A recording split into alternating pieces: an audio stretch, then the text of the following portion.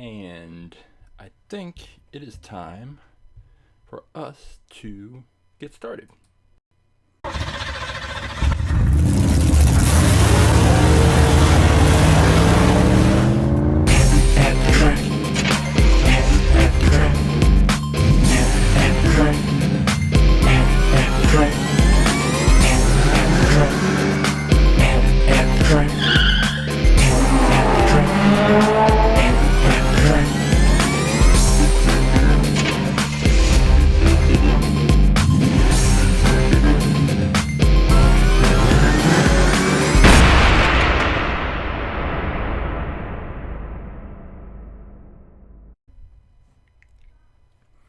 Hey, welcome to At The Track Live. I am Coach James. I am the creator and the lead instructor for All About Aerodynamics. What is All About Aerodynamics, you ask? Glad you asked, even if you didn't ask. All About Aerodynamics is a science program where I use Hot Wheels to teach kindergarten through 6th grade students about physics, about aerodynamics, about drag, about lift, about Isaac Newton and his three laws of motion, about elastic energy, about what else do we there's so many topics. Let me think. Drag, lift, aerodynamics.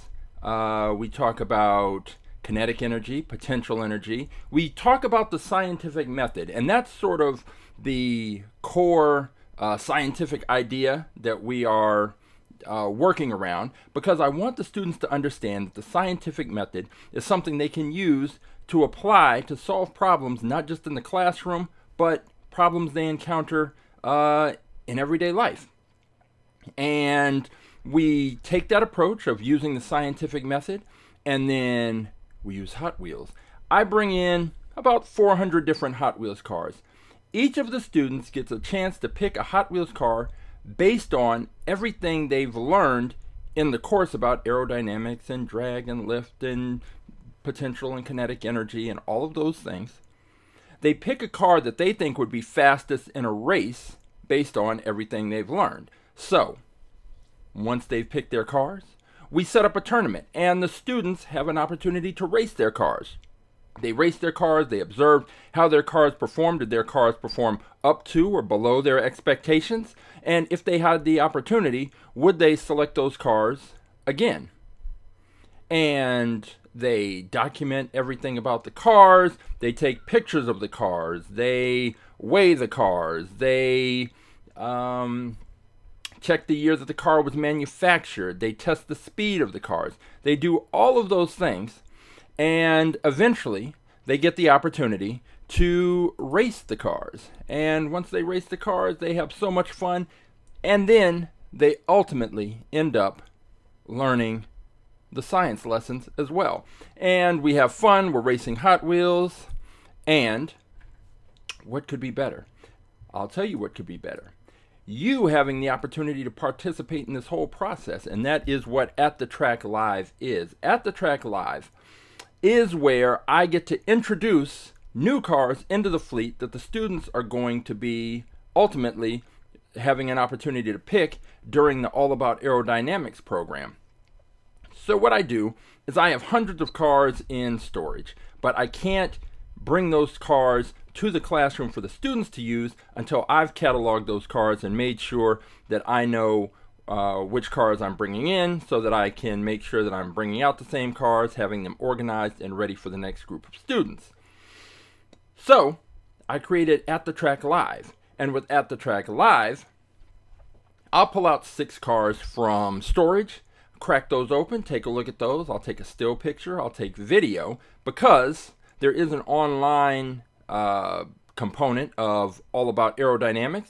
And with the online class, students obviously can't see the cars in person, so they're going to need a video so that they can get a 360-degree view of the car and make sure that they are making the best selection for them.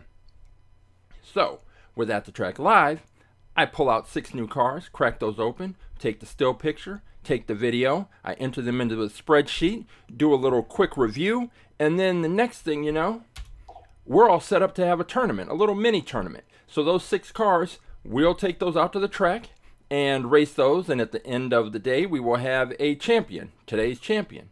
Today's champion will have the opportunity to go up against our fastest in fleet car. Our fastest in fleet car is the car that has been the champion from the previous week. And in the case of our current fastest in fleet car, let's go ahead and take a look at it right here. This is the Blitz Speeder. And this has been our fastest in fleet car for basically the last month.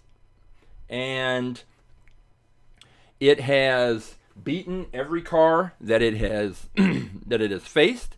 It has only lost one race so far. And our races are best 2 out of 3. And it lost the first race, won the next 2, so it moved on.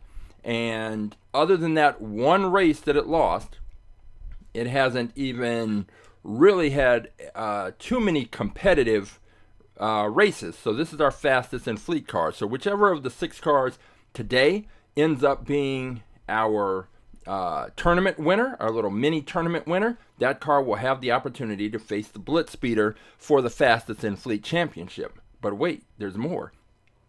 If you go to AtTheTrack.live and you select the choose a car option, you will be taken to this page. And on this page, all of the cars that are currently in the All About Aerodynamics fleet are listed. And I'm having a little technical issue here and unable to scroll through the page. But if I weren't having this technical issue, I could scroll through this page and I could show you that in fact, let's see what's going on. Well, I would be able to show you all of the cars. So if you do it, if you go to AtTheTrack.live and you select the choose a car option, you will be taken to this page. But unlike me right now, you will be able to click on and scroll through and see all of the cars that we currently have in the fleet. Let me try something else. Let's go here, and now let's go back and see if it's working. Let me unlock this and see here. It is still not giving me what I'm looking for. That's weird. Well, we will. Let's see. Let me try one more thing. There and here. Nope, still not seeing the option. So this is one of the things that happens when you go live. There's no edits. Everything happens in real time. So you're just going to have to trust me. Go to AtTheTrack.live, select choose a car. You'll be taken to this page and you can scroll through. I think currently in the fleet we have 695 different cars that you can choose from. And I've been a little lazy the last 2 weeks. I've been busy with some other things and haven't entered in the last probably 10 cars that we have had competing and entered into the fleet. So really you have about 685 to choose from, but that's plenty because all you need to do is find one of those cars. And when you find the car that you think would be faster than the Blitz Speeder or any of the other cars that I have entered into the fleet, the new 6 cars, all you have to do is go to that page. Each car is numbered, and you find the car that you want to race. You drop that number into the chat. I'll pull that car, and we will take it to the track. Speaking of Roughshod, hey, how you doing? Roughshod, he picked last week. It was a wide body Chevy pickup truck, and it had 2 of the 3 components that should have made it successful on the track. It was a wider car, which is good because it won't bounce around as much. It had a flat back end, which is great because it can press up against our launching block and get shot out and get a good solid launch.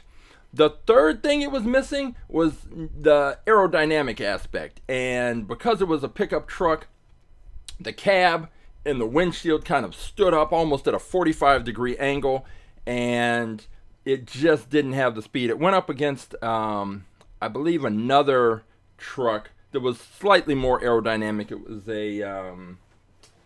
was an EV. Oh, here it is, right here. It went up against this Silverado EV RST. And while this is a pickup truck, it was a little more aerodynamic, and I believe it weighed less. But either way, this is the car that took it. But Roughshod made a pick, and he made a pick before, and hopefully this week he'll make another pick.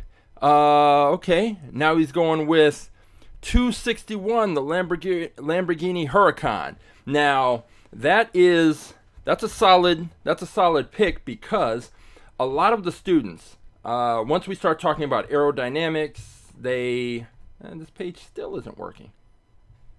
Well, I'll have to get it working, because we can usually, ideally, and typically see each of the, take a look at the car. I can just pull it up here, but apparently not today. So it's just one of those things. We'll work around it and keep moving. But the Lamborghinis, the students typically, once we start talking about aerodynamics and they understand kind of what types of things they should be looking for with each car, they gravitate immediately towards the Lamborghinis, because everything that they're learning about the shape, about how the air should be able to flow easily over, under, and around the car, the Lamborghini is right. Usually Lamborghinis are right where they go. And we have a number of Lamborghinis in the fleet, and they typically do pretty well.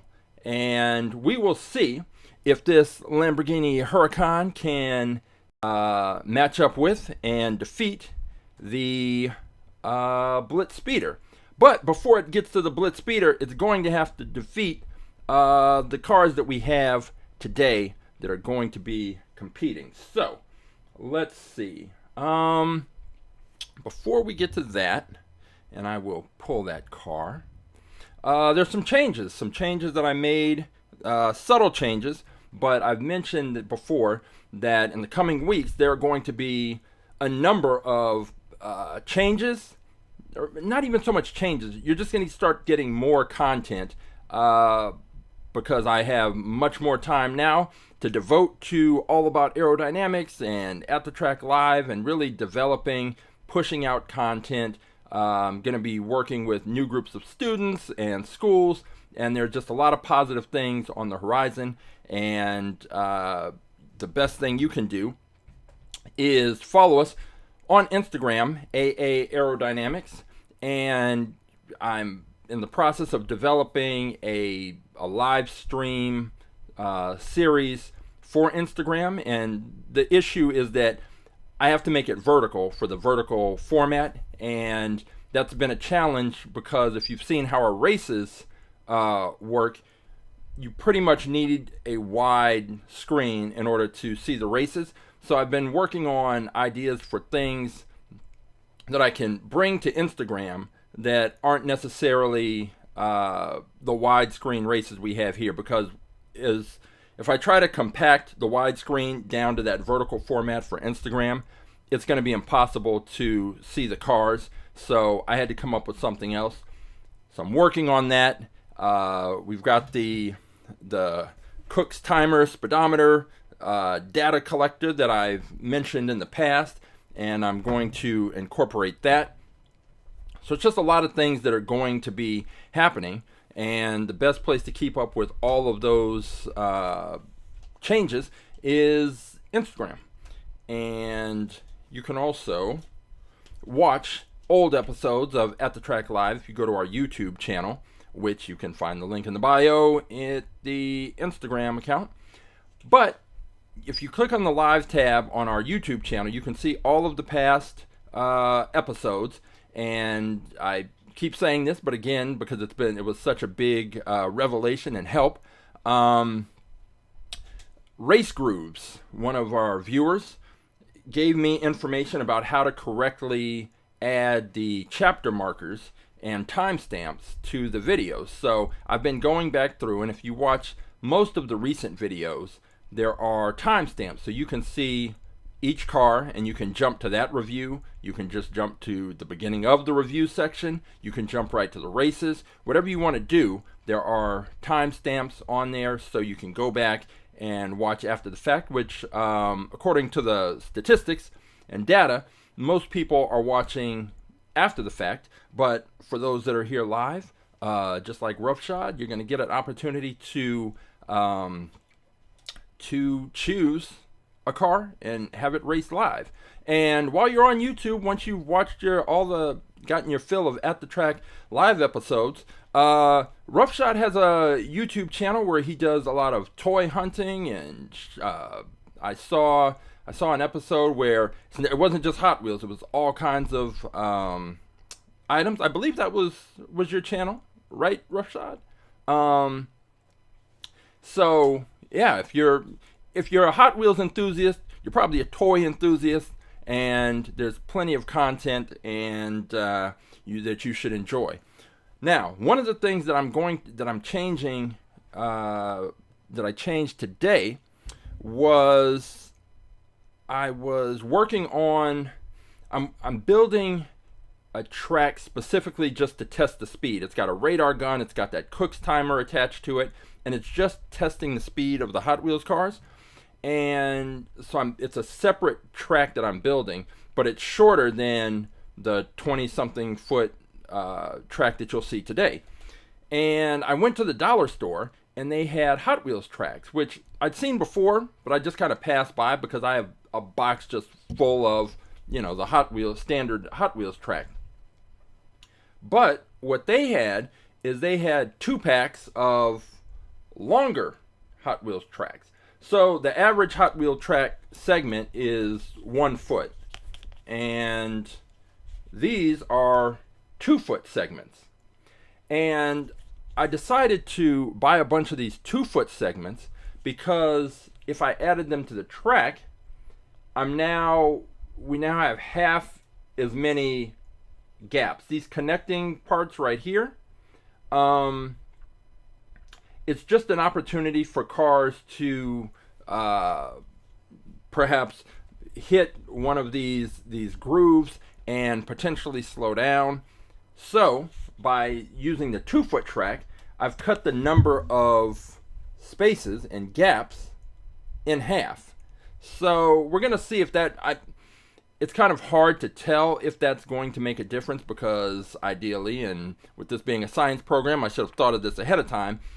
I should have been testing the speed with a certain number of cars, and then coming back later and using the flat track with those same cars and tracking the data, and then making a comparison to see if in fact it makes a difference between having multiple gaps or having fewer gaps.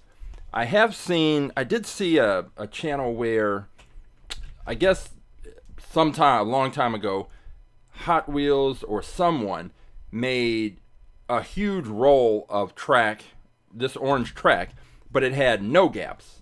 And it was just they had like a spool of track. But the problem was it was rolled up, so then they had to do all these things to like flatten it out and make it straight. And the idea, again, is that you eliminate the gaps, and then there's less potential for the gaps to impact the performance of the cars. So we will see today. So I've swapped it out. So instead of 20 pieces of track, we now have 10. And we will see if that in fact makes a difference. So, all right, let's see. Got this out of the way. We're going to have some more things to come.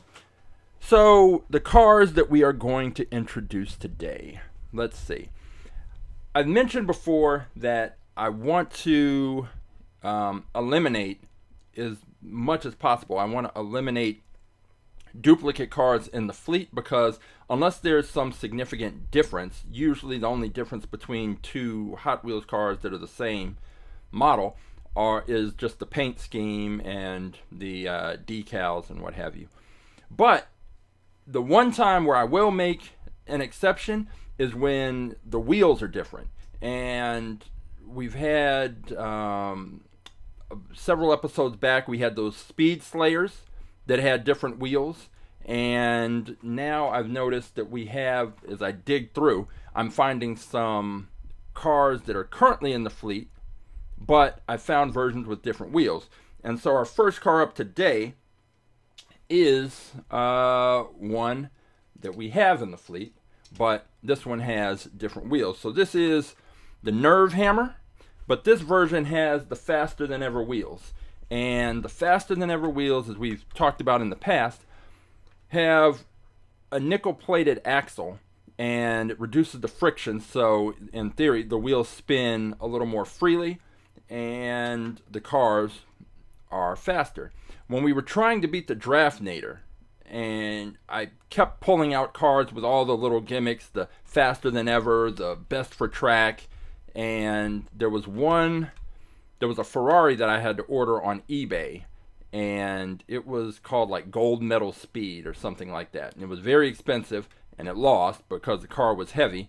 But we have seen that cars with the faster than ever wheels, the best for track designation, have done well, especially the best for track. And I still haven't been able to figure out what exactly the best for track actually means. But the Draftnator was a best for track car. The car that beat that, the Track Tune, had faster than ever wheels.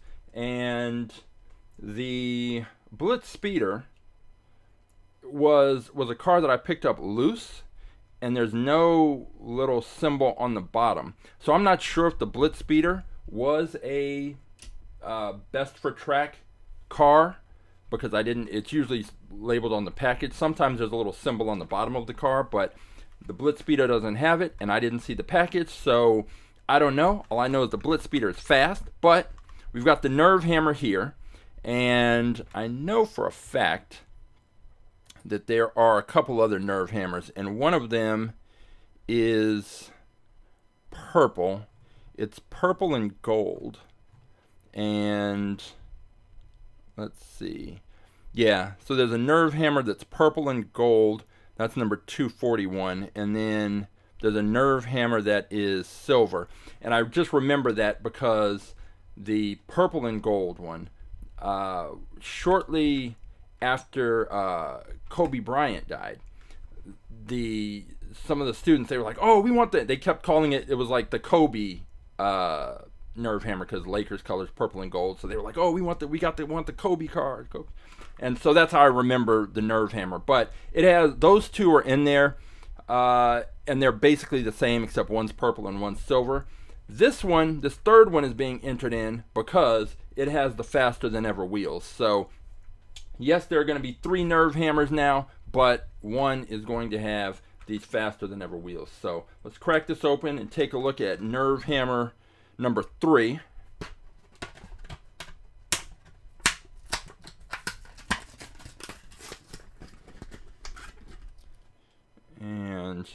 And this one there's some kind of little symbol on the bottom. I don't know if that's the faster than ever wheels. I'll show it to you on this screen. Let's see. So get the focus right there. See that symbol?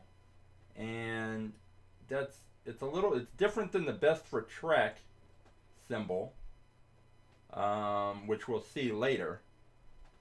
So I don't know. I haven't noticed that before, but that is the best for track. Or no, this is a faster than ever wheels car. And let's go ahead and get this video started. As the car comes around, lock in that focus, and let me get it straightened out right there. All right, so let's record that.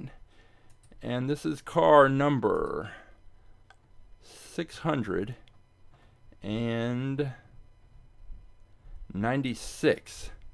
So this is moving through these cars pretty quickly. The Nerve hammer, and I would say FTE, faster than ever wheels. I didn't check the year. And this is pretty standard Hot Wheels fantasy car. Again, looking at the back end, it's relatively flat. It's flat enough, and it's not a narrow car, but it's not wide by any means. And I think that's one of the other reasons why the Lamborghinis tend to perform well, is because they are usually wider, and wide cars on the track have less of an opportunity to bounce back and forth. Let's see, Roughshod, he says he thinks the Blitz Speeder is part of the track series, but there is a gold one labeled best for track.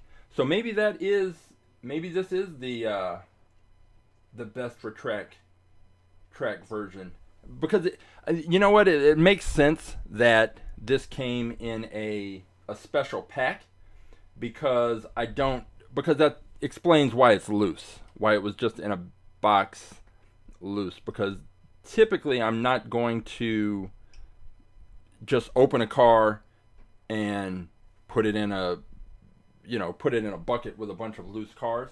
So if it probably came in a pack, and there was probably a car that I was looking for in that pack, and I cracked the pack open, took out that particular car, and then the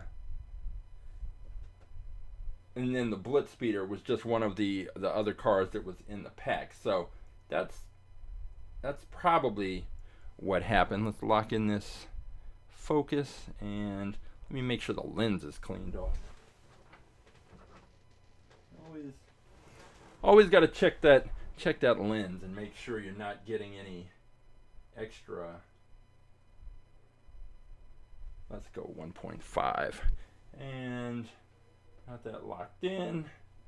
And now the Nerve hammer is the latest car in the fleet with its faster than ever wheels. Let me check the weight. The Nerve hammer is weighing in at 35.1 grams, and that is compared to the 32.3 grams of the Blitz Speeder. So just a little bit heavier, but not so heavy that it would create an issue or a problem. But let's see, is this still... I keep trying to hope that this issue with the car page corrects itself, but I don't think it's going to correct itself on its own. It's just going to be one of those things that I end up fixing after the fact, which is no problem. So let's see, we've got the Nerve hammer, and that's our first car today. So we were talking about best for track, and I pulled this car. This is one that I picked up recently, and I think it will be interesting to see how it performs.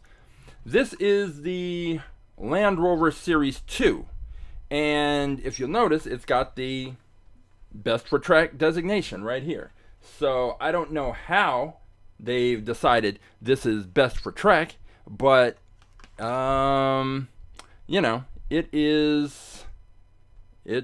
say it's best for track, which again, it's funny that they say that, and I understand marketing, and especially with toys, you always have to have a new gimmick or something to convince kids that this is different than the thing that their parents just bought them, you know, last week or last month or last year. So, best for track, I don't know. We will find out. But what I'm curious about is if a car, because we've never had a car with these off-road style tires do well, but this may be the first, since it's best for track, whatever that means. So let me crack this open. We'll take a look at it.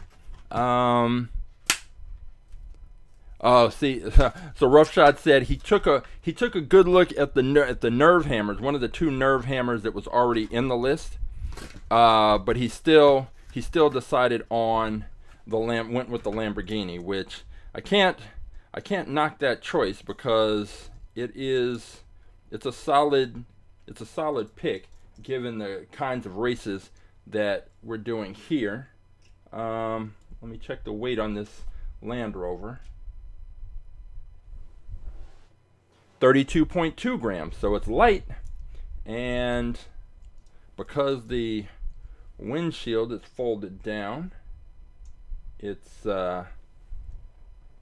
it's reminding me, it's giving me those Minecraft minecart vibes. If you watch that episode, that boxy little car was surprisingly fast when I thought it was just going to fly right off the track. So it goes to show that is why we always have to actually race the cars, because you just never know what is going to happen. So let's go here and get this lined up. And we have this boxy Land Rover with the surfboard. Now, that surfboard, I think, is not going to help. And I'll show you why right after I take this picture. Got it. So when we spin this around, wrong way. Still the wrong way. There we go. It looks like the back of that surfboard sticks out just a little bit beyond the back of the truck. And what that's going to mean is that surfboard is going to be the only point of contact for this Land Rover against the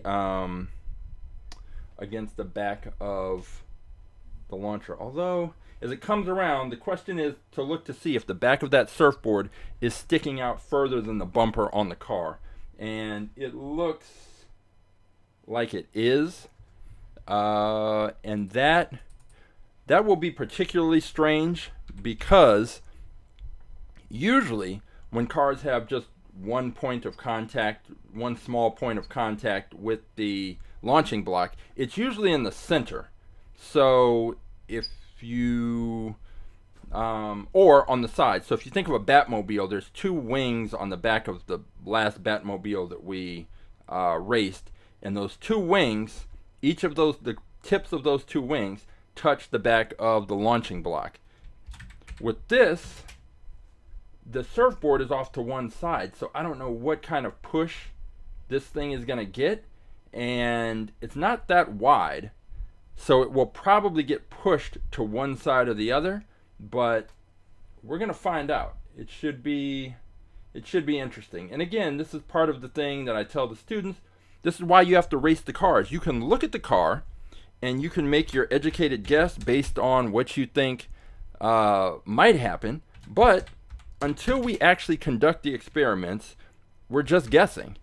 And we're making educated guesses based on everything we've learned, but it's based on what I've observed, I expect this car to get pushed off to one side because the launching block will press up right there and push the car, and I expect it to go off to the right, hit the right side, and bounce back. So we will see what happens. Now, as for the wheels, this is kind of interesting. So we haven't had a car do well with these, let me get the focus here, with these types of off-road wheels. But what I've noticed with this one is the off-road wheels aren't necessarily, they're only on the sides. If you look right there at the middle, the part that's actually going to be touching the track, it's flat and smooth. So that might be a little different. I'd have to go back and check with some of the other trucks and off-road vehicles, for example. Oh, I guess they're all like that.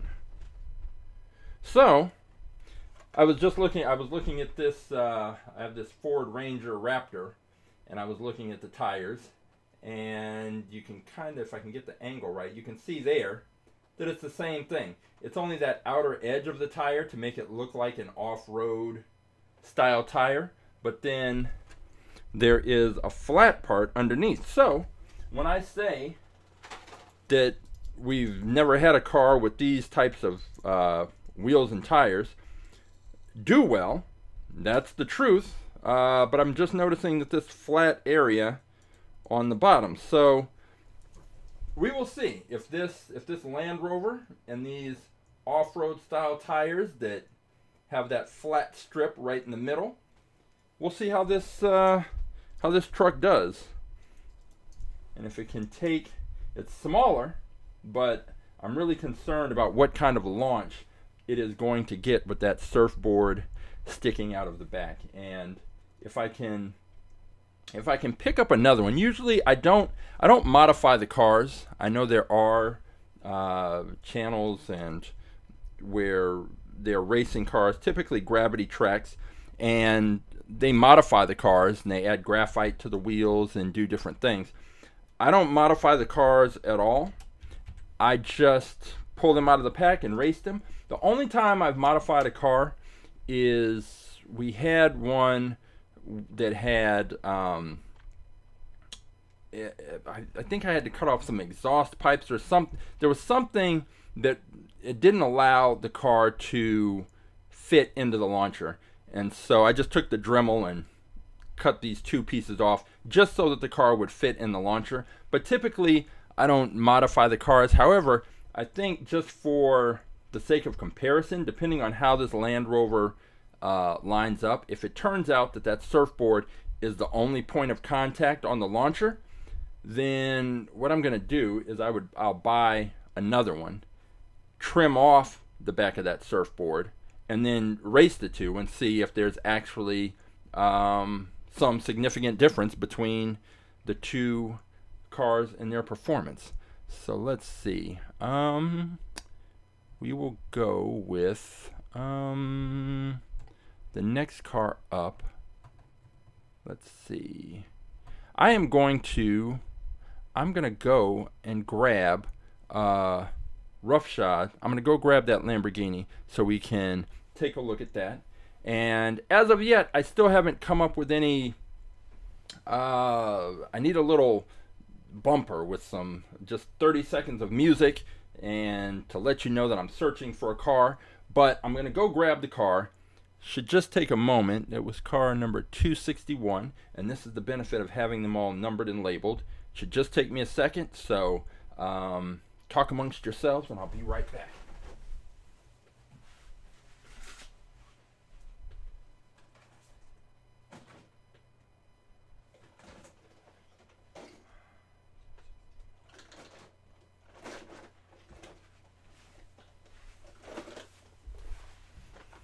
Okay, and I'm back, and we're gonna take a look at the Lamborghini Huracan that Roughshod picked, and that is right here.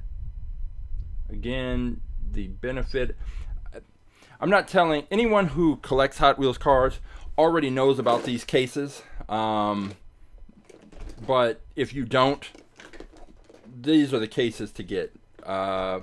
This one, I don't know why the front is, usually it's not, they're not this cloudy, so I might swap those out, but you can pick them up at Michael's, or maybe Michael's, Joann's, Hobby Lobby, wherever they sell craft items, things like that.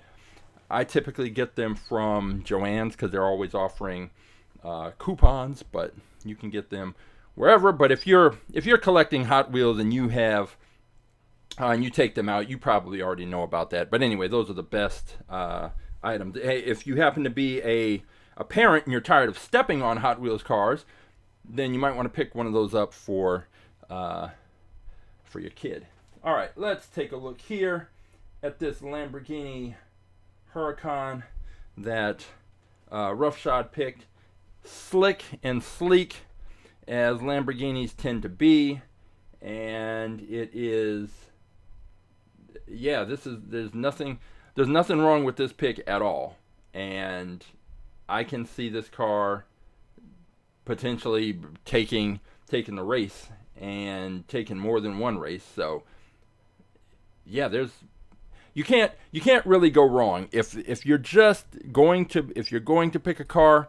I would say, and you're not sure, you go with the Lamborghinis, and I mean, aerodynamically, oh, I still have this graphic up.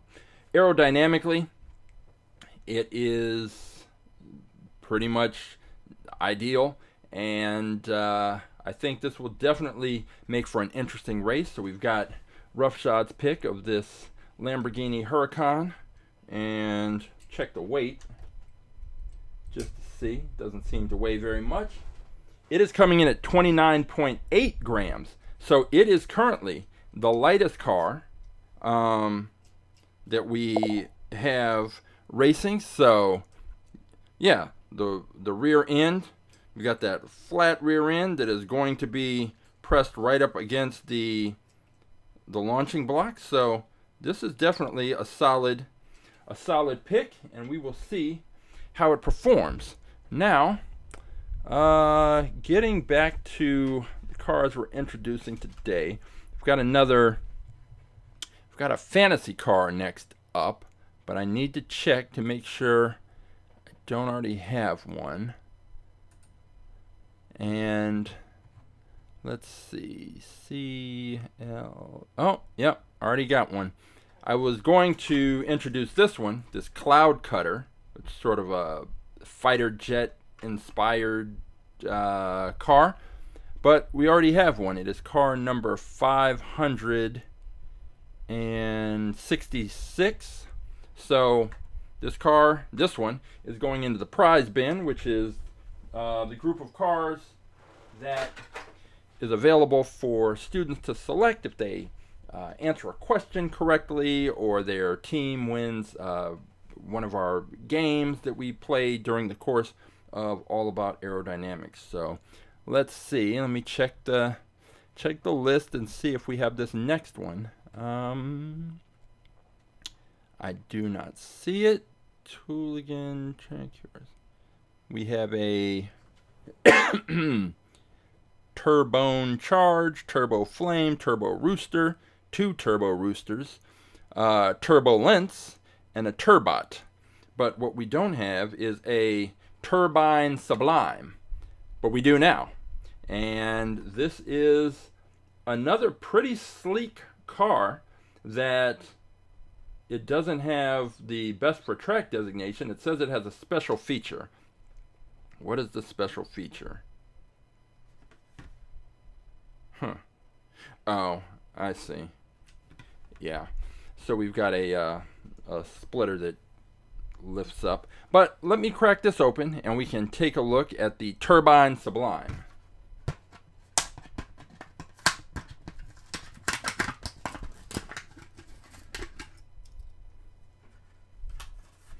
And let me check the year on this one. This is 2021. And let's go ahead and check the weight. Feels a little heavier than the other. 31.9 grams. So outside of Roughshod's Lamborghini, this is the next lightest car. And get it lined up here, and we can take a closer look. And I mean, they went with the white, all white, with a few Hot Wheels graphics, and then the lower body with the blue and orange, which around here we're a big fan of the blue and orange. And let me go ahead and enter this one into the spreadsheet. This is car number 698.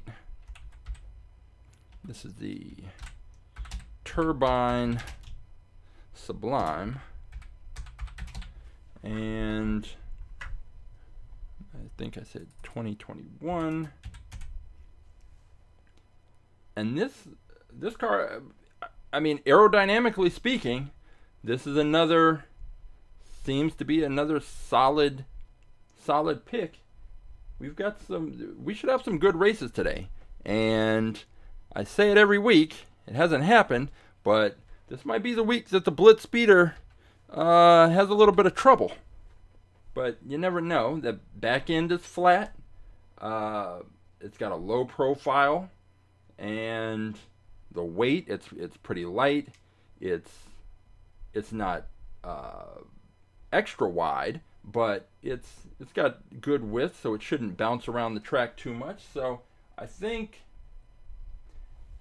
that nerve hammer with the faster than ever wheels, I believe that kind of makes a difference. But this car, based on the weight, based on the shape, I'm thinking this car should perform pretty well. But we will see. This is going to be, yeah, it's longer. It is longer, but then but the weight is still pretty light. And I think because, which after I take this picture, between the upper body and the base, there's almost like a gap, and there's nothing in that gap, and I think that accounts for the let's get the lighting right and focus in right there. There we go. So now we've got the Turbine Sublime, but if you notice right here, the center of the car, focus in, is there's nothing there.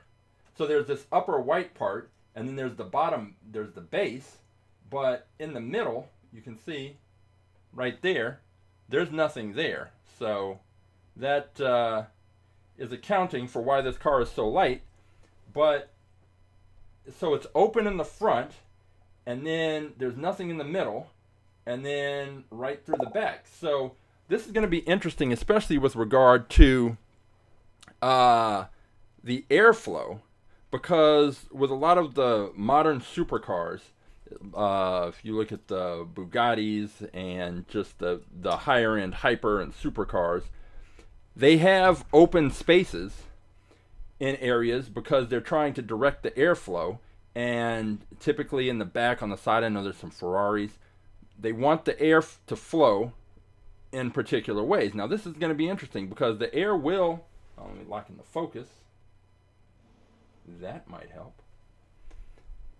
The air is definitely going to flow. Typically if this was solid on most cars, the air would then have flow up over the top or beneath and around. But now this part is open, so the air is going to flow through the body of the car, and it's open in the front, the middle, and the back.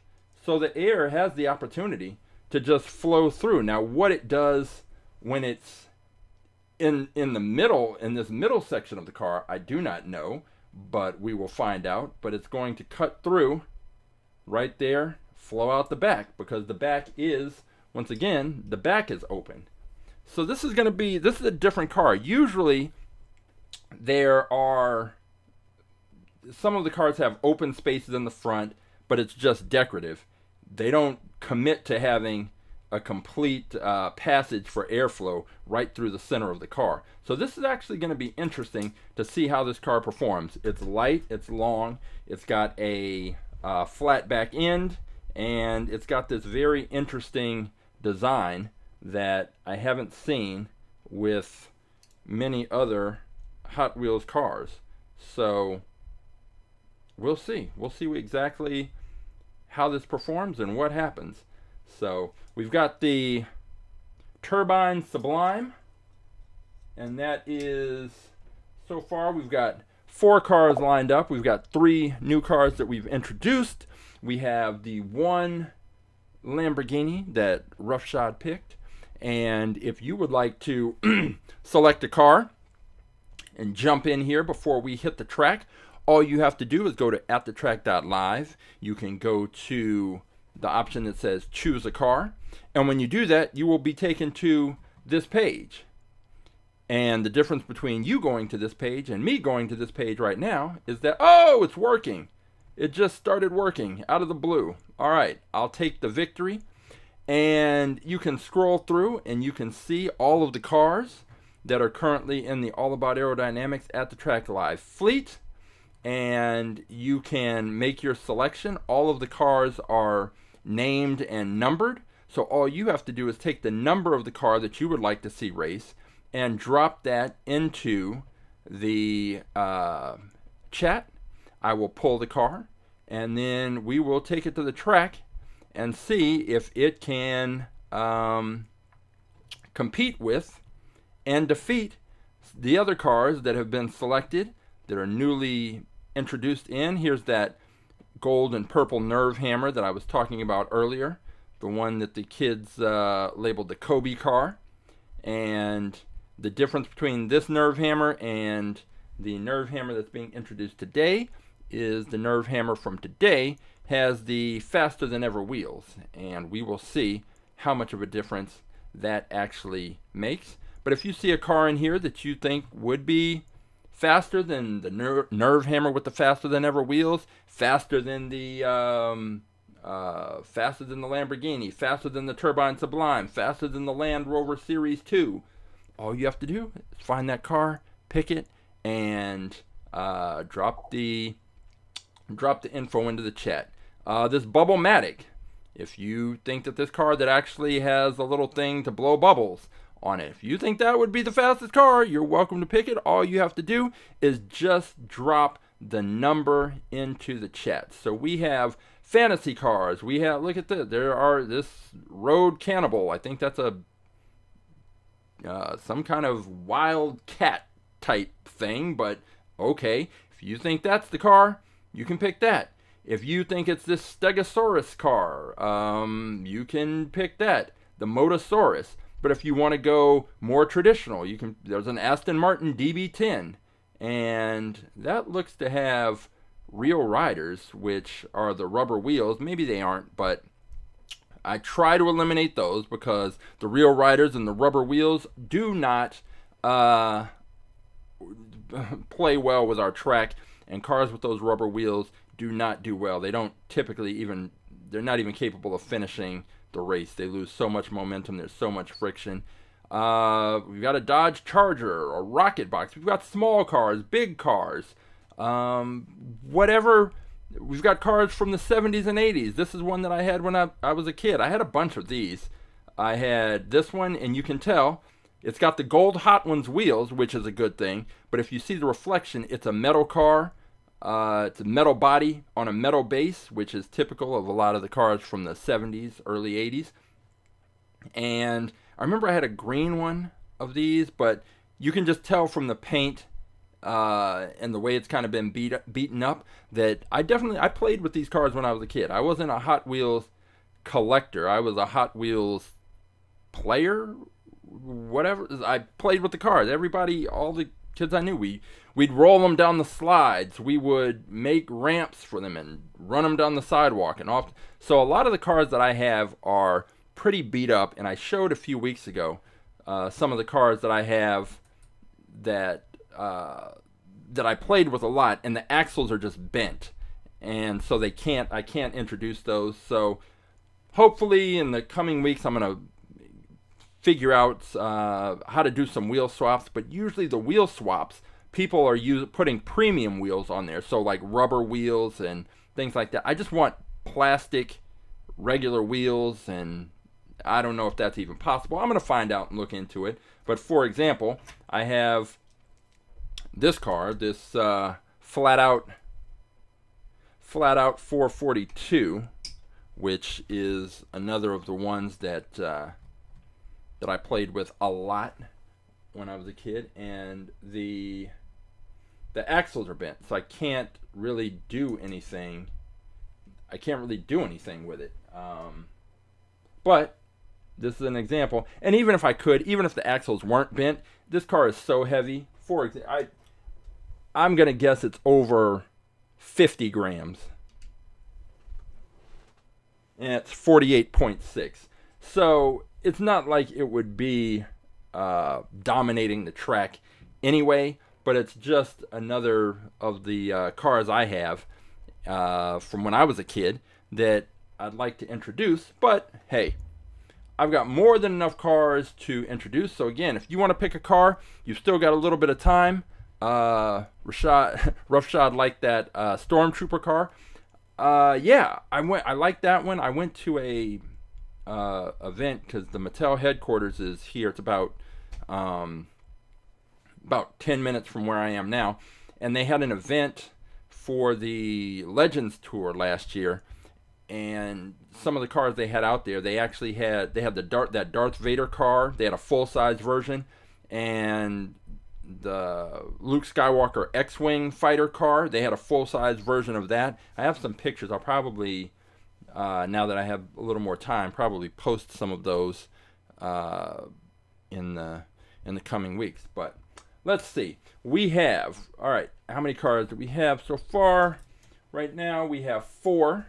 And it's time to introduce another one. Now, Bandito El Camino on our Instagram channel this week, he sent a message and said that there was a car that had been doing well on gravity track races that he had seen, and he was thinking, hey, this might be a car that can compete. Maybe it's faster on your track as well. So how about it?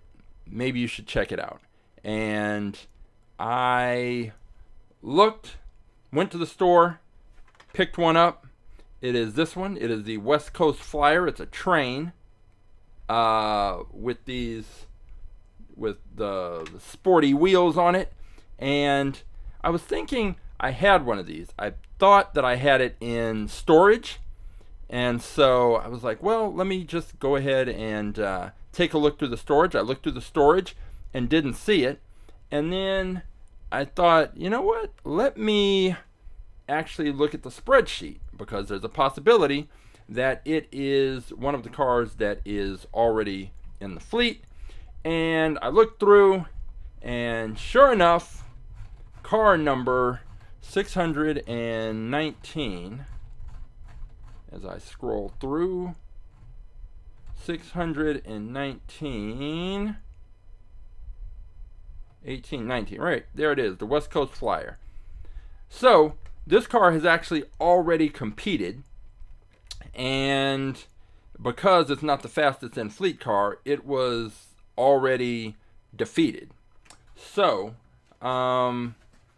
unfortunately, I didn't realize that until last night, and so I didn't have a chance to let Bandito El Camino know that that was the case, so that he could pick a different car. So if you're watching, go ahead and make a different selection, and I'll pull the car and drop it in. But for now, that car is already in the fleet, so that means this West Coast Flyer ends up as another prize car, and it says it's available on Netflix Hot Wheels Let's Race.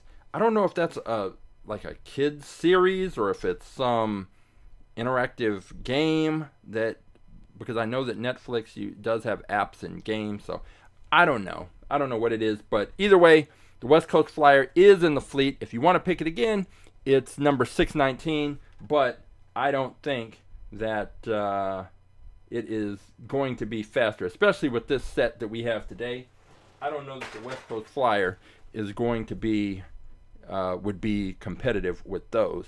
So now I've got some other cars, but I also have to check and see if they are in the fleet already. So let's see this one. I have so many of these Ford GTs, but not this one. This is the Ford GT90. So I'm going to check and see if this is here. Ford GT40. There's a Ford F-150, Ford Fusion, GT40, GT40 Red, Ford Mustang, blah, blah, blah, Formulator. And there is no GT90. Now there is. All right, let's take a look at this one, the Ford GT90. This is definitely an older car. 1997 is, yeah, 1997. So let's crack this open and take a look.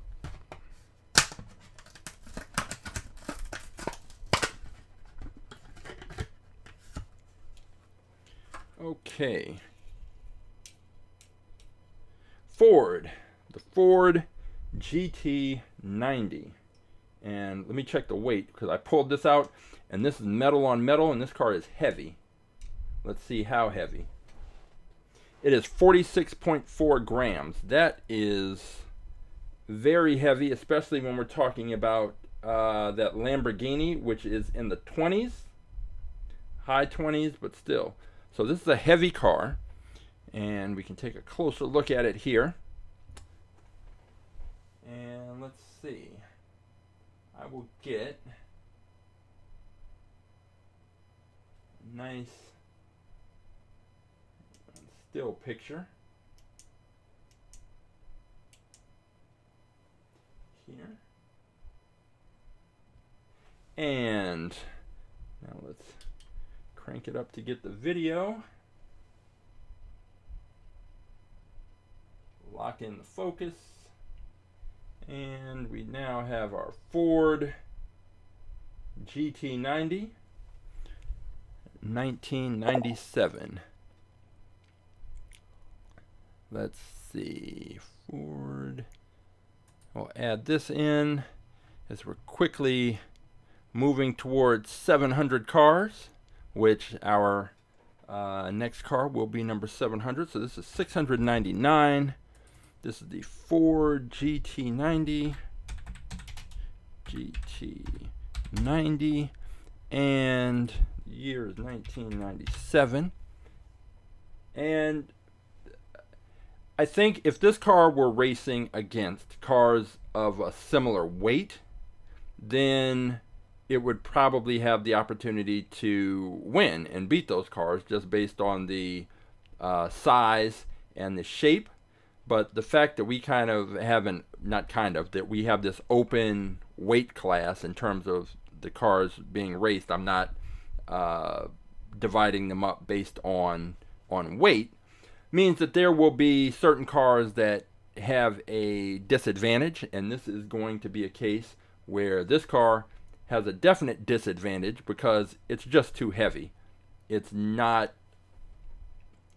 likely that it's going to beat any of these other cars. Now, we do still need to race it, and that's just based on my observations of thousands of these Hot Wheels races, that the heavier cars on a gravity track, it's a totally different situation. Heavier cars, you can work with those and have a better shot. But on our track, and what we're looking for in terms of just straight speed down the track, heavy cars, gravity just goes to work on them, and by the back end of the track, the last third, they're just slowing down so much that you can just see them slowing down. And it's not a great day for heavy cars, but we will see. I'm always open to whatever might happen, and you never know. You just never know, but you kind of know with this one. So we have, let's see, we have the Lamborghini, we have the Nerve Hammer, we have the Land Rover, we have the Turbine Sublime, and we have the Ford GT90. And let's see, so rough shot is number 57 if you need a replacement. I'll pick that car if I already have, so I have 5 other cars sitting here to introduce into the fleet, but I'm not sure if I already have them in there or not. So if I already have all of these in the fleet, then I will pick that car number 57. So let's take the first one. The first one is this 1990 Audi Quattro. So I'm going to check and see if we have this. There is an Audi RS5 Coupe and Austin Healey. I'm shocked that there's only one Audi in the fleet to this point. Let me just double check. 1990 Acura NSX. So no, there is no Audi. Oh wait. Oh no, there's an Avis Quattro, whatever, but no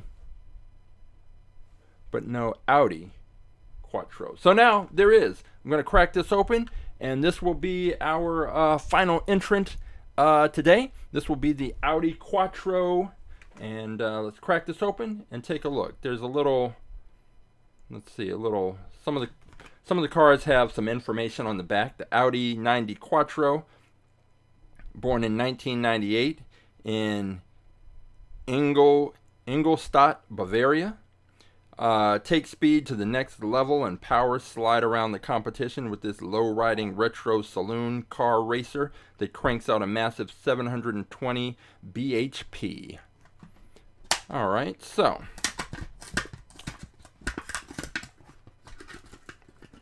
alright, got this Audi Quattro. Now it's wide, so it's got that going for it. Let's go ahead and check the weight.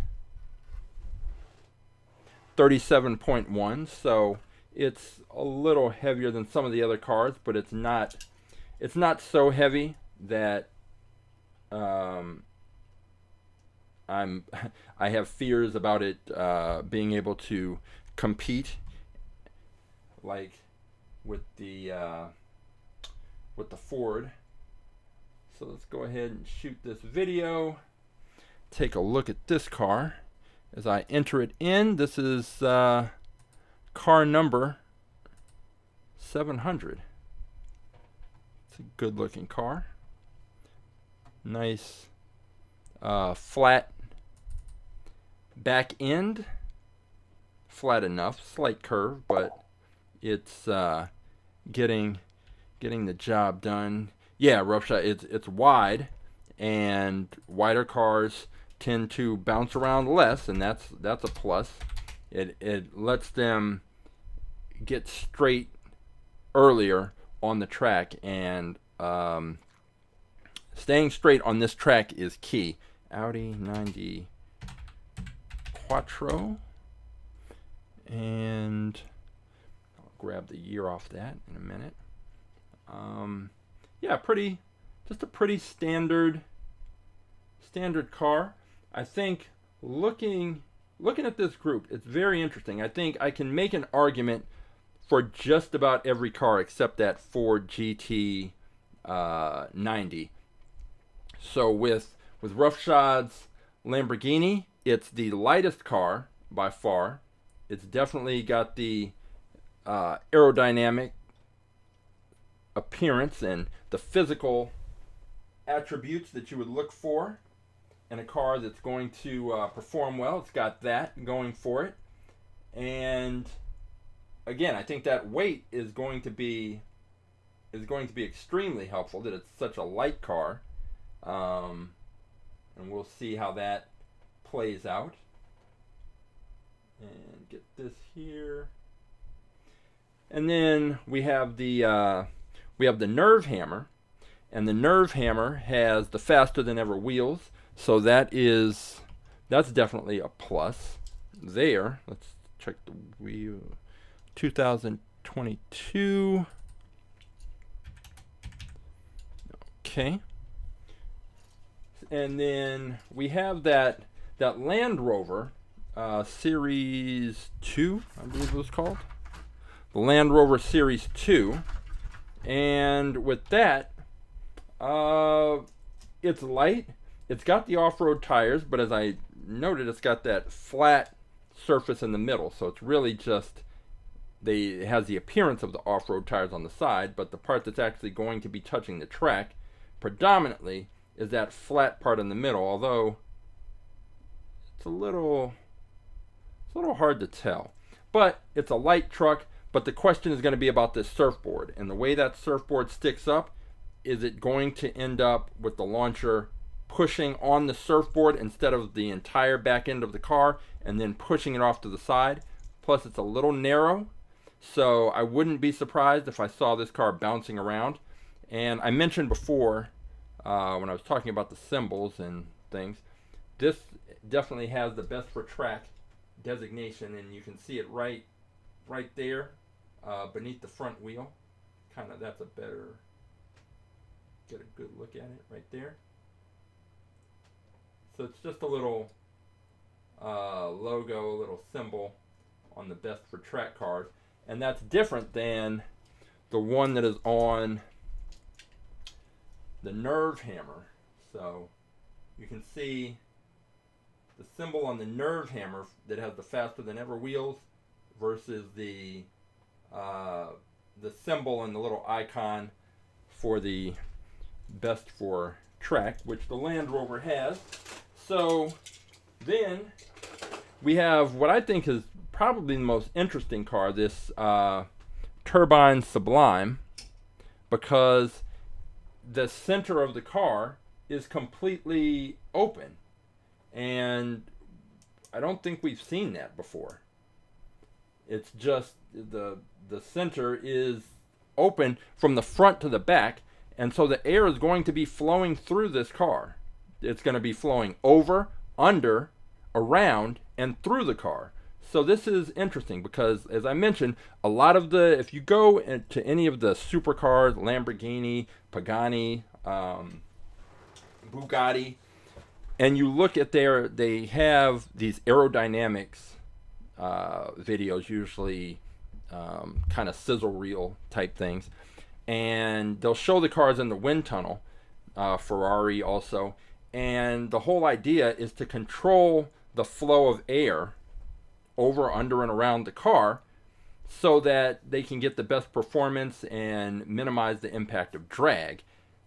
I don't know how that's going to play out with this Turbine Sublime, but the idea of having the air flow through the car is unique for the Hot Wheels, because even when they replicate the supercars, usually it's a toy, so they're not the attention to that detail. There aren't going to be spaces where the Ferrari or the Bugatti would typically have spaces on the side because it's a die-cast toy.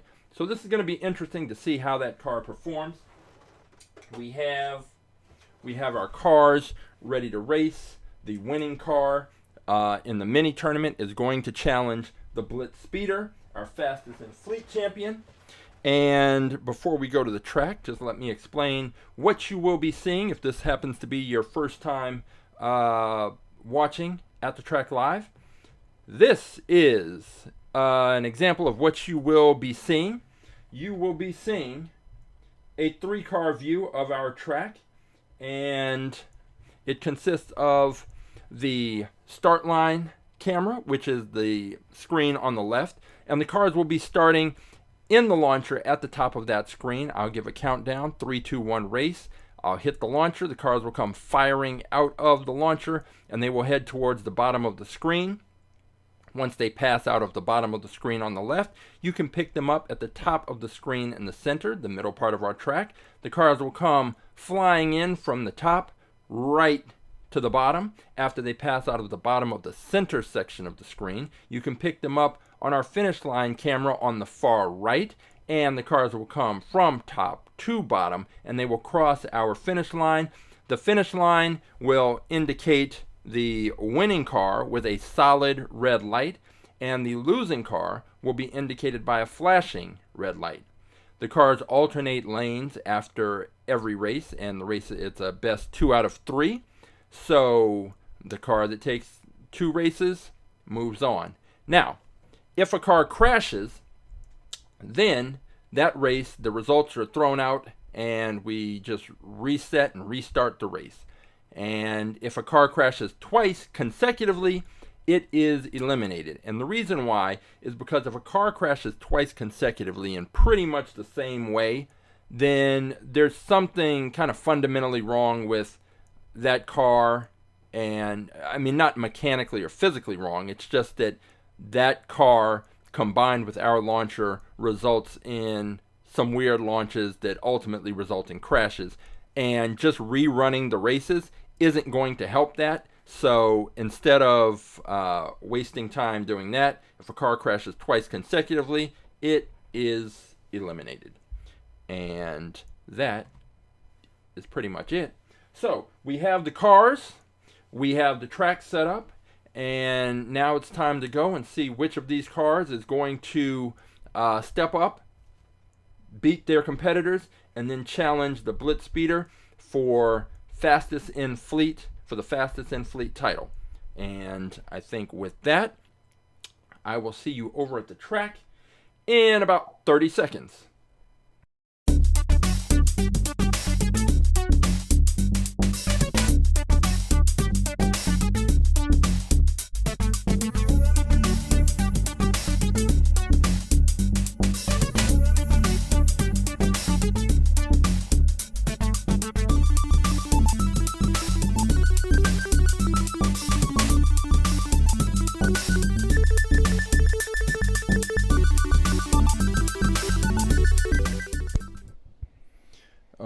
Okay, we are just about set up. Let me just double check the audio. 1, 2. Yep, we're good to go on the audio. We've got our cars lined up, and if you notice the difference from the screen that I was just showing, where I was explaining the race setup, and you look now, you can see where I've put in the 2-foot sections of track, so there are fewer connecting points. And this is the first time I'm trying this. It shouldn't, I'm not going to say it shouldn't. If anything, it should help the cars move faster down the track, but because they're not hitting these minor bumps along the way, they're not hitting as many. So we will see what's happening. All right, let's just go right now. I'm going to go with the Audi Quattro against the Ford GT90. Now, the Ford GT90, of course, is the heaviest car that we are dealing with today, and so I don't really have high expectations, but you never know. And the Audi Quattro is a It shouldn't have a problem. It is a wide car, and when I put it in the launcher just now, it's going in lane 1. It is pretty. It reminds me of the Chevy truck that Roughshot picked last week, in that it is. I mean, there's not. You could maybe slide a piece of paper between the car and the side of the launcher, so it's a perfect fit. It is in lane 1, and the Ford GT90, the heavy metal on metal Ford GT90 1997 edition, is in lane 2. So this is our first race of the day. We've got the Audi Quattro lane 1, Ford GT90 lane 2. Let's see what happens.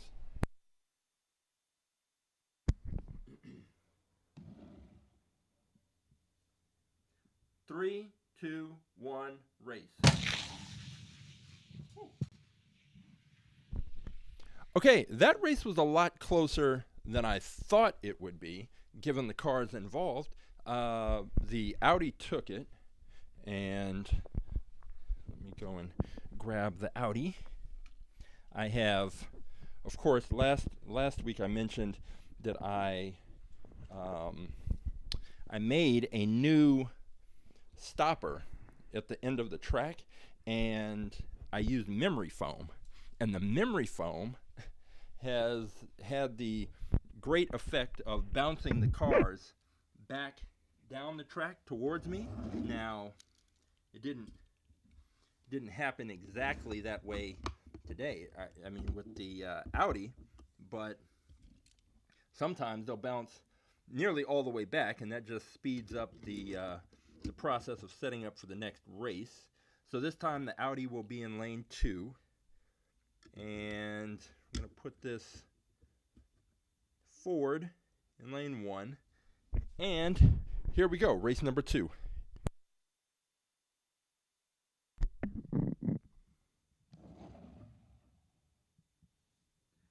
Three, 2, 1, race.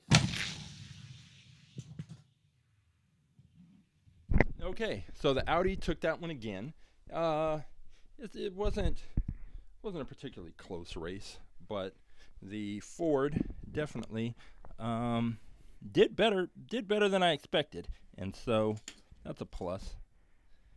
But nevertheless, it didn't do well enough to move on. So we will say goodbye to the Ford GT90, and the Audi Quattro will await its next competitor. And in this next race, we are going to go with roughshod's Lamborghini Huracan versus the Land Rover Series II. And we will find out pretty quickly if that Land Rover is going to get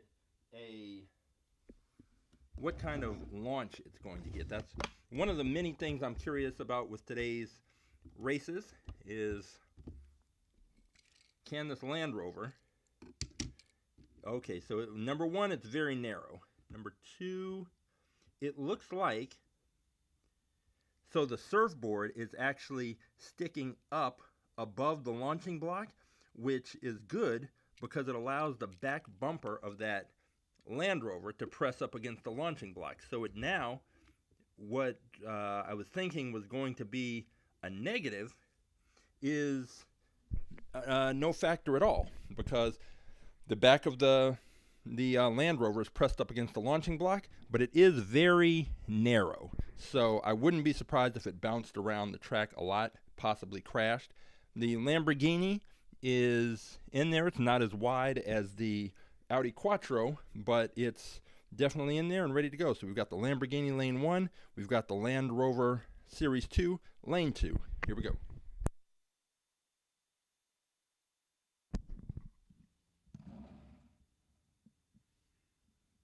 Three, two, one, race. Oh! And the best for track off-road tire Land Rover Series 2 beat the Lamborghini.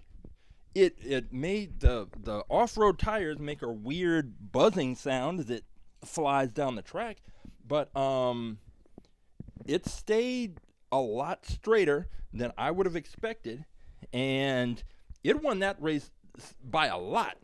So we're going to switch sides and see if perhaps the Lamborghini got a bad push, or perhaps it's just not as fast as this Land Rover. We may have a sleeper car on our hands, and if it turns out that another of these boxy cars is really fast, I'm going to have to sort of reevaluate some things. But that was just the first race, and we've definitely seen cars lose the first race and come back and take the victory. So we're lining up. The Lamborghini is now in lane 2. The Land Rover Series 2 is in lane 1. This is the second race. Let's see what happens.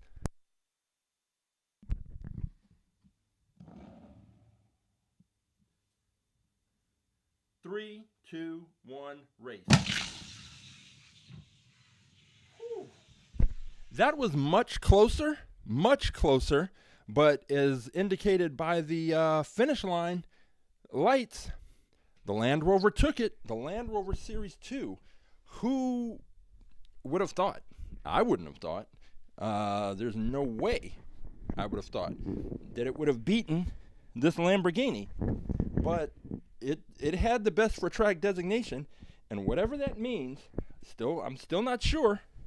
I don't know which tracks it's best for, what they've done to the cars, but it was labeled best for track, and it took the race. So now we have two cars that have moved on, and we are going to have the next race between the Turbine Sublime and the Nerve Hammer with the faster than ever wheels. So this is going to be interesting on a number of levels, because faster than ever wheels, of course, we already know what the deal is with those. But this Turbine Sublime, how is the air going to pass through? Now, I won't be able to just see that, although pretty soon I will be, because I mentioned that I backed a Kickstarter project that is essentially a wind tunnel for die-cast cars and model cars. So one day soon, I keep getting updates. I'm not sure when it will arrive, but one day soon, I'll have a little wind tunnel, and we'll be able to see how the air flows over, under, and around these cars. But for right now, we've got the Nerve Hammer with the faster than ever wheels in lane 1, and we've got the Turbine Sublime in lane number 2. And yeah, rough shot. It was that was who knew? Who knew a sleeper car came and took out the Lamborghini. But for this race, yeah, we've got the Nerve Hammer faster than ever wheels in lane 1, Turbine Sublime in lane 2. Let's see what happens. Here we go.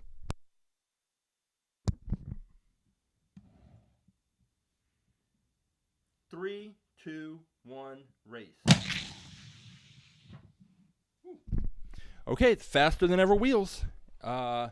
Take that race, and it wasn't particularly close. I don't know if it's a matter of the Turbine Sublime not performing that well, or if the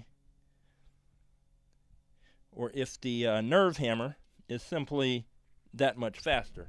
So we will switch lanes and see what happens. But faster than ever wheels could be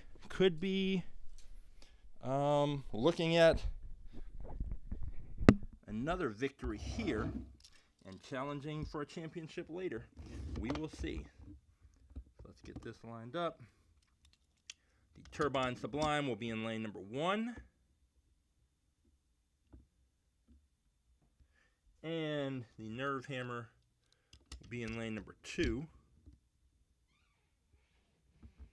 Let's get these things.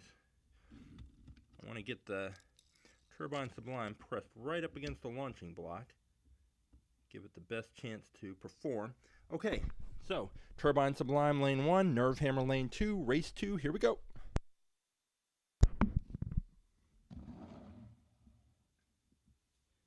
Three, two, one, race. Nerve Hammer once again, and the Nerve Hammer and the memory foam, it bounces all the way back to the starting block. Turbine Sublime bounced almost all the way back, but it is still going home. So we are down to our last 3 cars. Hang on.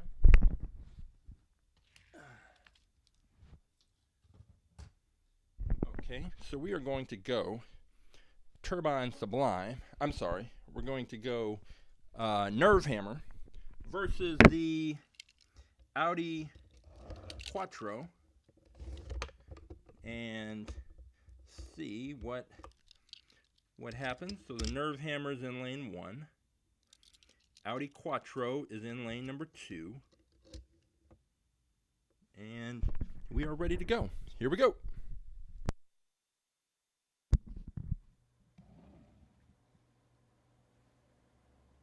Three, two, one, race. And the Nerve Hammer crashed, so we will restart that race and see if we can get a better go at it this time around. Line the Nerve Hammer back up in lane number 1, and let me go get the Audi Quattro, lane 2. And the Quattro, it's fine, but I just don't know that it's going to have enough to beat out the Nerve Hammer, presuming the Nerve Hammer can stay on the track, which we already know it can. So there's just every once in a while there's a fluke, a random thing that happens and a car comes off the track. But I know, because I've got 2 others and I know that students have picked them, I know that the Nerve Hammer, there's nothing wrong with the car. So that was just one of those random things that happens, I think. Nerve Hammer, lane 1, Audi Quattro, lane 2, race 1. Here we go. 3, 2, 1, race. Now that's interesting because, so the Nerve Hammer took that race, but right at the beginning, the Audi Quattro had an interesting launch and it went up on 2 wheels, and then it landed back on the track and continued down, and it lost. But I think that those fractions of seconds that it spent on its 2 wheels instead of all 4 wheels flat and rolling down the track really cost it. And against a car with faster than ever wheels, I don't think you can afford to have any kinds of slip-ups or mishaps or launches that aren't perfect. There's no margin for error for cars challenging a faster than ever wheels car. So the Audi Quattro is in a bit of a spot. It's now in lane 1, and we will see if it can pick up this victory and force a 3rd race. Otherwise, the Nerve Hammer moves on. So here we go. Nerve Hammer lane 2, Audi Quattro lane 1. Here we go.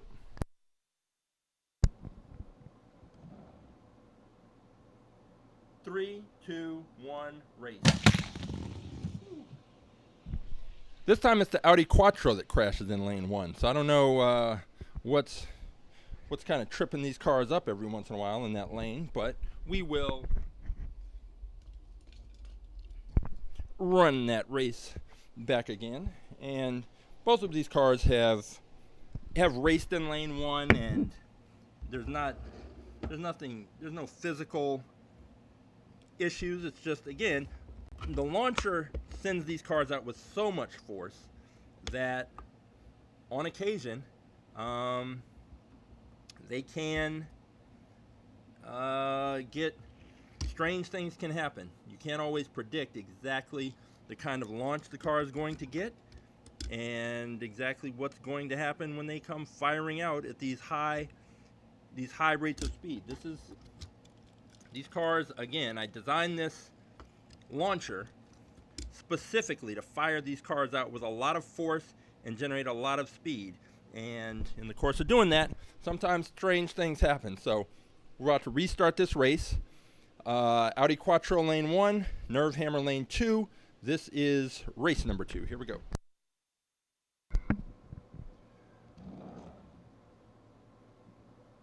Three, two, one, race. Wow, the Audi Quattro made it close, but not close enough. It lost, and that means that we are setting up the finals matchup between the Nerve Hammer with the faster than ever wheels and the surprising Land Rover Series II, which took out roughshod's Lamborghini in a surprise. I'd say it's clearly the surprise of the day, at least for me, because I was questioning whether or not the Land Rover would even be able to line up to race, given that surfboard, if it would even make it down the track. It not only made it down the track, it made it down the track in impressive fashion twice. So the Land Rover, the Land Rover is in lane 2. The Nerve Hammer with the faster than ever wheels is in lane 1. And here we go. This is the final. See which car is going to be able to take on the Blitz Speeder. But here we go. Nerve Hammer lane 1. Land Rover. Was it Land? I don't know why I'm suddenly confused. Land Cruiser. Whatever it is, it's in lane 2. I'll check after this.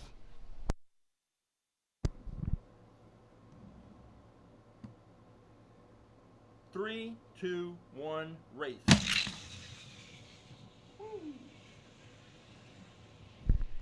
The Nerve Hammer takes it. I like the sound that that little Land Rover makes going down the track.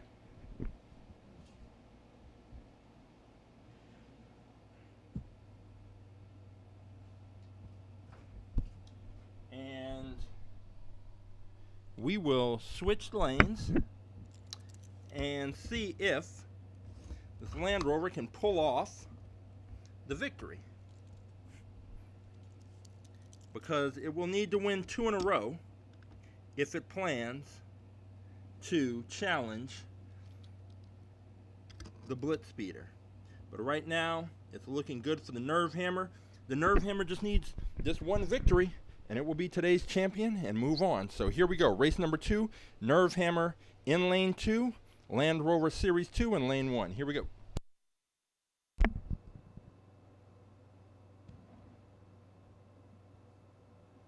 Three, two, one, race.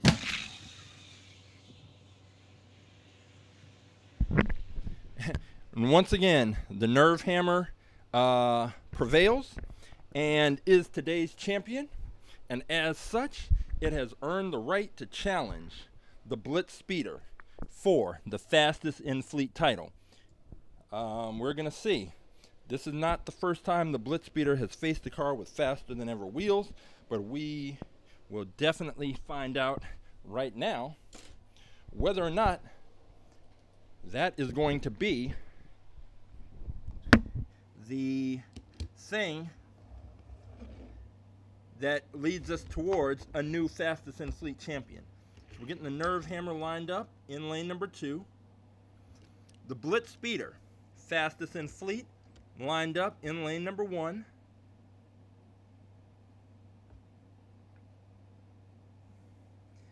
And we are ready for the fastest in fleet title. We have the Blitz Speeder, the champion, in lane 1. We have the Nerve Hammer with the faster than ever wheels in lane 2. Here we go, race number 1.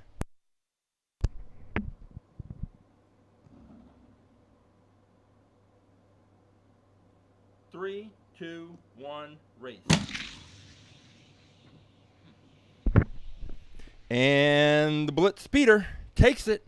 So we will switch lanes and we will see if the Nerve Hammer with its faster than ever wheels can come back and beat the Blitz Speeder. But that was, I mean, it was a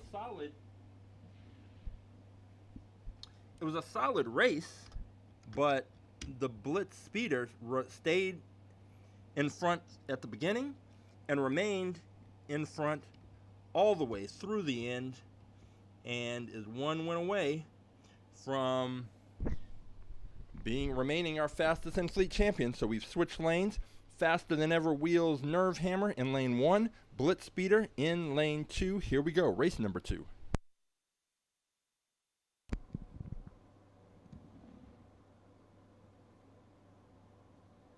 Three, two, one, race. And it was not even kind of close. The Blitz Speeder obliterated the Nerve Hammer and remains our fastest in fleet champion for yet another week. I am going to gather up these cars, head back into the garage, take a look at our champion, and see what's coming up. I'll be right back in just a minute.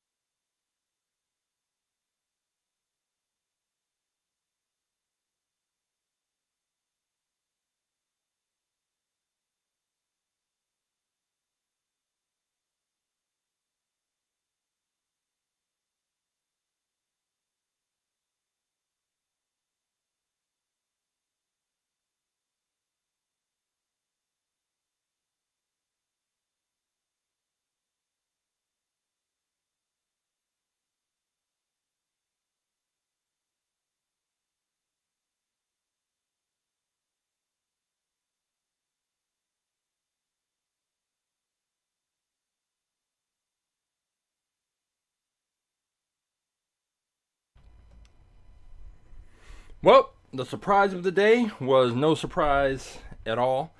The Blitz Speeder remains the fastest in fleet car, and it is, I don't know what it's going to take to beat this car, but whatever it is that it takes to beat it, we haven't found it yet, because we today had some unique cars, faster than ever wheels, challenged.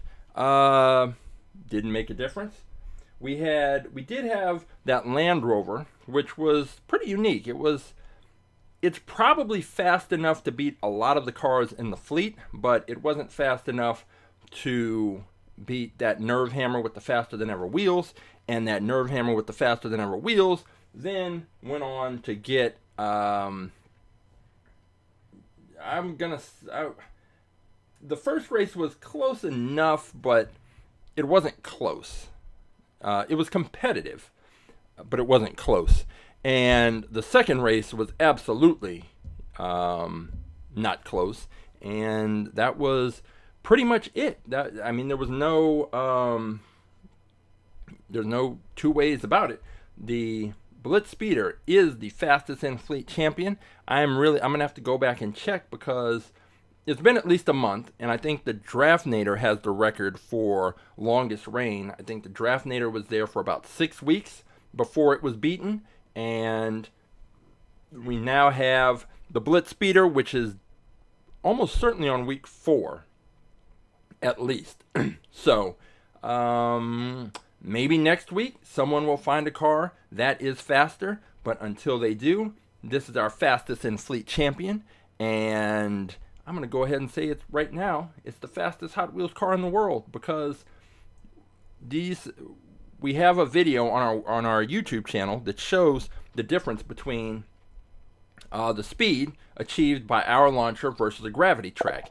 And we have and the launcher, if you go back and watch that video on our YouTube page, gravity track versus launcher, the launcher that we're using in that video is not the launcher that I designed. The launcher we're using is an old one from Mattel. The launcher that I designed launches the cars out even faster. So the disparity that you see between the Mattel launcher and the gravity track would be even greater using this launcher. So whichever car is the fastest on our track, I'm going to go ahead and say it right now. Fastest Hot Wheels car in the world. I'm looking around trying to find other cars, getting suggestions during the week of cars that people think are particularly fast. And like I said, Bandito El Camino, he suggested the West Coast Flyer. Turns out the West Coast Flyer had already competed and been beaten on our track before. So right now, the Blitz Speeder is the car. One thing I have noticed, though, is that fantasy cars tend to be the ones that are the champions, because we've had the Draftnator, that was a fantasy car, the Track Tune, that was a fantasy car. Early on, we had the Mach Speeder, another fantasy car, and I'm going to have to go back and look and see if any of the cars based on real cars have become our fastest in fleet champion, even for a short period of time. There was another one, the Solar Flare car that was also a fastest in fleet champion. So I think that might be another thing to consider, is that fantasy cars, for whatever reason, may be the way to go, but it's not a guarantee. It's just something that I've observed. And of course, with this being all about aerodynamics at the Track Live, science is the fundamental thing above the entire all about aerodynamics program. So me thinking that fantasy cars are faster than the cars based on real cars doesn't mean anything. But it's an idea. It's a question, and once you have the question, then you can go through the steps within the scientific method to see if your question can be answered and if the results can be replicated. So, right now, the one thing we've been able to replicate is the fact that the Blitz Speeder is a very, very fast car. Roughshod's gonna find, he says he's gonna find a car in the group to beat the Blitz Speeder, and odds are that there is a car in there that is faster. It's just a matter of trying to find it.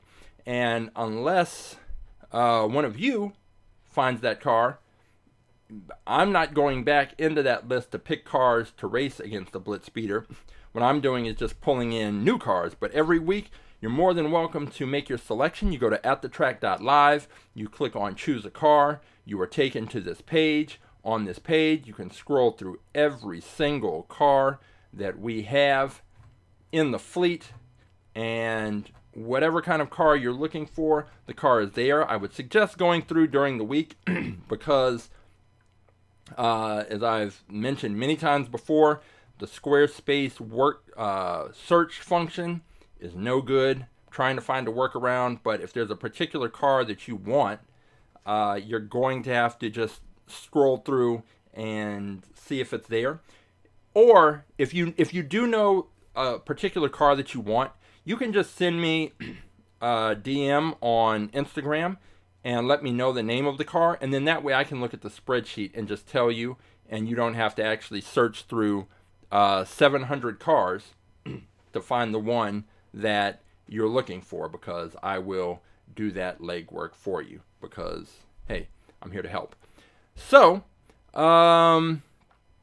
yeah, it just seems that, you know, there's going to be a car that is faster, and again, rough shot, gonna find a car on your list that beats the Blitz Speeder. We're gonna see. I have this Ferrari. I just came across this Matchbox Ferrari that I had in the 80s, and you can tell, again, the cars that I played with, you can really tell, and I definitely played with this one, and it's worse for wear, but you know, there's so many different styles, types of cars in here, character cars.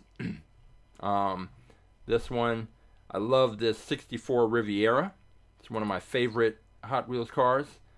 I have that one, and then thanks to my mom, I was able to get the alternate version, which was like a Kroger special, which is this one. It's the same car, but it's black with all white decals and things. And so my mom actually turned into a Hot Wheels hunter and found it in the store and was very excited. And I was excited to get it. And these are my two of my favorite Hot Wheels cars. But that said, even the fact that they're my favorites, no good on the track. So they're good to look at, not good on the track.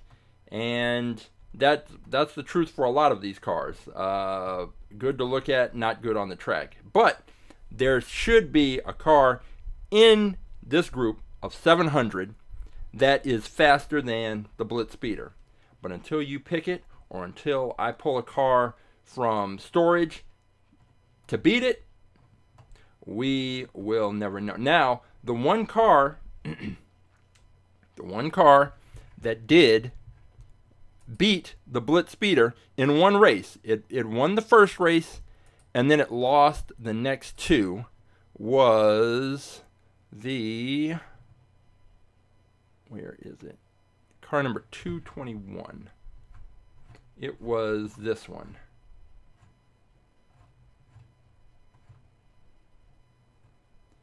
It was this one, the Slide Kick. This is the only car to have beaten the Blitz Speeder in one race. And it won the first race. The Blitz Speeder barely beat it in the second race. And then the Blitz Speeder won the third race. And you can see that race if you go back a few episodes. Go to our YouTube channel, click the live tab, and you'll see the episodes listed. You can see the one time that the Blitz Speeder lost a race. It was to this car right here, the Slide Kick. Other than that, Blitz Speeder has been dominant. So we will see if next week, if someone can pick a car that is capable of beating the Blitz Speeder. I'll bring out more cars from storage. We'll introduce those, take a look at those, take them all to the track, because that's what we do here, is race Hot Wheels cars. And as I mentioned, follow us on Instagram if you aren't already, because there's going to be a lot more content coming forward. And just a lot of things happening, and you'll be first to know about those things on Instagram. You can also, of course, you already know the drill, like and subscribe and hit the little bell to be notified about when we're here. But you don't have to really worry about being notified about when we're here, because we're here every Saturday at 11 a.m. Pacific time with At The Track Live, where we're going to review and race Hot Wheels cars. What could be better on a Saturday morning or Saturday afternoon or maybe Saturday evening, depending on where you are in the world.